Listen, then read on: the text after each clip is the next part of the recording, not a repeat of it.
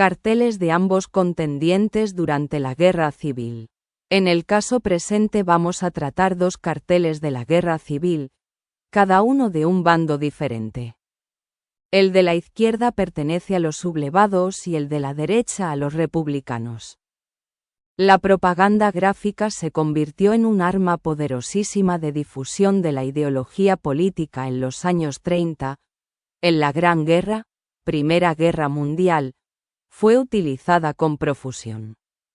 El régimen nazi haría también un uso intenso del recurso, pero sería en la Guerra Civil Española donde adquirirá un desarrollo espectacular. En primer lugar, iniciamos la clasificación y naturaleza de los documentos presentados. Se trata, obviamente, de dos fuentes primarias, se elaboran en el mismo momento en que está desarrollándose la guerra. Los dos tienen un carácter claramente político y propagandístico. El primero es del bando sublevado, pero no conocemos al autor. Está editado por el Servicio Nacional de Propaganda y probablemente en 1939 o incluso 1940 cuando la contienda ya había acabado.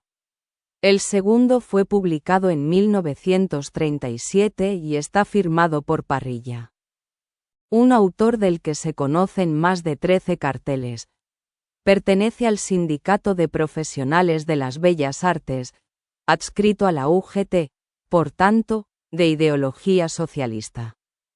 En los dos casos el destinatario es claro. La masa de población perteneciente a la zona en la que se publica, tiene, claro está, un destinatario público. El siguiente paso es ver la idea principal y las secundarias. En el cartel del bando nacional se está justificando el alzamiento militar y posterior guerra como una cruzada y España se erige en orientadora espiritual del mundo. Para que un cartel sea eficaz debe haber poco texto y mucha imagen. Aquí el autor ha querido resaltar dos cosas. En primer lugar, como hemos dicho, que la guerra está justificada desde el punto de vista religioso, que tiene la legitimidad de una lucha justa en defensa de la religión católica. De ahí el término de cruzada, que le da la Iglesia Católica Española a la contienda y que aparece en el cartel con letras grandes. En segundo lugar, España. Se ve el mapa destacándose en el globo terrestre. Es, además, la orientadora espiritual del mundo.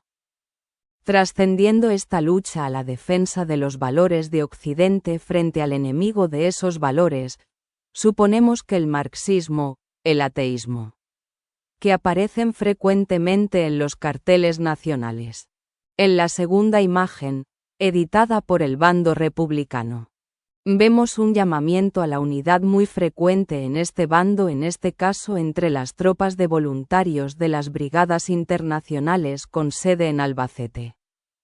Y los propios españoles contra el invasor, se refiere a las tropas italianas, alemanas y portuguesas que apoyan al bando franquista. El cartel se divide en varias partes. En la central aparecen dos soldados con fusiles en la mano y avanzando. Como fondo y cerrando la composición triangular tenemos a una imagen femenina. Es la alegoría de la República que asiste a estos soldados y porta la corona de laurel del triunfo. Entre los dos soldados aparece un círculo donde aparece la frase «Voluntarios Internacionales de la Libertad», 1936 a 1937. Debajo está la leyenda. El mensaje principal. Los internacionales. Unidos a los españoles, luchamos contra el invasor. El objetivo es suscitar apoyo a favor de esos voluntarios, principalmente comunistas que vienen a España a luchar contra el fascismo. En los dos casos encontramos dos documentos excepcionales para ver el soporte ideológico de los dos bandos contendientes. Como orientaciones para hablar del contexto histórico podemos hacer varias. Hablar brevemente de las causas, sobre todo ideológicas y políticas de la guerra. Citar el golpe de Estado y su fracaso y cómo se transformó en guerra.